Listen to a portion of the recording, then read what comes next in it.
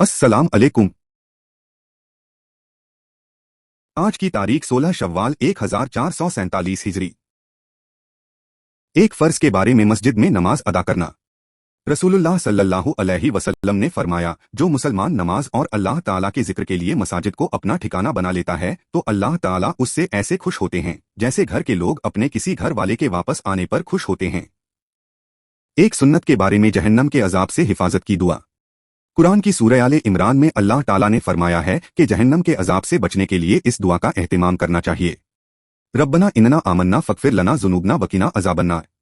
ऐ हमारे परवरदिगार, हम ईमान लाए हैं लिहाजा हमारे गुनाह माफ कर दीजिए और हमें दोज़ख के अजाब से बचा लीजिए। एक अहम अमाल की फजीलत 2 रकात पढ़कर गुनाह से माफी।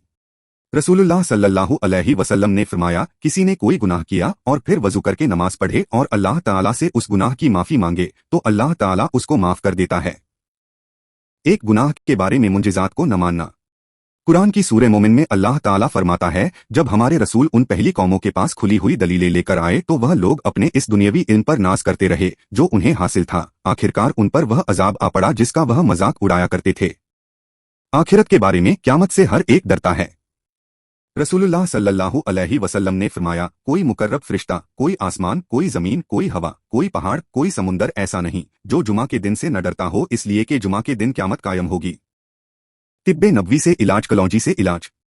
रसूलुल्लाह सल्लल्लाहु अलैहि वसल्लम ने फरमाया, बीमारियों में मौत के सिवा ऐसी कोई बीमारी नहीं जिसके लिए कलौंजी में शिफा न हो।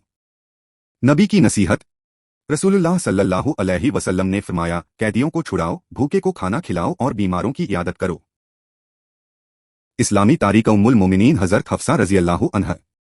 हज़रत हफ्सा रज़ी अल्लाहु अन्हा हज़रत उमर की साहबजादी और हज़रत अब्दुल्लाह बिन उमर की हकीकी बहन हैं। नुबुव्वत से 5 साल पहले पैदा हुई। पहले हज़रत खुनैस बिन हुज़ाफा से निकाह हुआ। वह गज़वे बदर में शदीद जख्मी होकर कुछ दिनों के बाद शहीद हो गए तो हुजूर ने उनसे निकाह फरमाया।